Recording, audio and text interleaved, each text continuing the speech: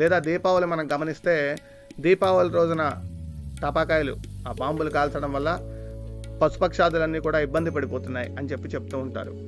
వీళ్ళందరికీ కూడా మేము సవినయంగా చాలా వినమ్రతతో చెప్పేటువంటి మాట ఒక్కటే, పశుపక్షాదులు చనిపోతున్నాయని బాధపడేటువంటి వాళ్ళు ఎవరైనా ఉంటే మీరందరూ ఒక పని చేయండి. మొట్టమొదట మీరు మాంసాహారం మానేయండి. ఆ తర్వాత మా దగ్గరికి వచ్చి మీ కబుర్లు చెప్పండి, మేము కూడా శ్రద్ధగా వింటాం. మేమందరం శాకాహారం తినేటువంటి వాళ్ళమే, మేమే పశుపక్షాదుల్ని మా చేతులతో చంపం. ఇంకా ఏవైనా ఆహార పదార్థాలు ఉంటే దగ్గరలో ఉన్న కుక్కలకో ఆవులకో ఏదో ఒక జంతువుకి పెట్టేటువంటి సంస్కృతి నుంచి వచ్చిన వాళ్ళమే కనుక మీ దగ్గర మేము తెలుసుకోవాల్సినటువంటిది ఏదీ లేదు. అట్లానే చెట్లు పాడైపోతున్నాయి, వినాయక నిమజ్జనానికి నదీ జలాలు పాడైపోతున్నాయి, లేదా వినాయక పత్రి కోసం చెట్లన్నీ తెంపేస్తున్నారని బాధపడేటువంటి వాళ్ళు ఎవరైనా ఉంటే డిసెంబర్ 25 రోజున ఫైన్ వృక్షాలు, అది అసలు ఎటువంటి ఆచారము లేకపోయినా కల్పించుకున్నటువంటి ఆచారం వల్ల దాన్ని అందరూ తెచ్చుకొని క్రిస్మస్ ట్రీ అని ఇంట్లో పెట్టుకుని పూజలు చేసుకుంటూ ఉంటారు.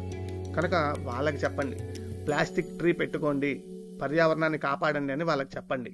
అట్లానే బక్రీద్ రోజు మీరు చూస్తే రోడ్లన్నీ కూడా రక్తసిక్తం అయిపోయి ఉంటాయి. కనుక మీరేం చేస్తారంటే వాళ్ళ దగ్గరికి వెళ్ళి నిజమైన మేకను కొయ్యాల్సిన పని లేదు, మట్టితో చేసినటువంటి మేకను కొయ్యండి చాలు, దానికే మీ దేవుడు సంతోషిస్తాడని వాళ్ళకి చెప్పండి. ముందు మీరు ఇవన్నీ చేసిన తర్వాత ఇంకా మీకు ఖాళీ ఉండి వాళ్ళందరూ మిమ్మల్ని బతకనిస్తే, మీరు బతికుంటే మా దగ్గరికి వచ్చి మీరు ఏదైనా చెప్పాలనుకుంటే చెప్పండి.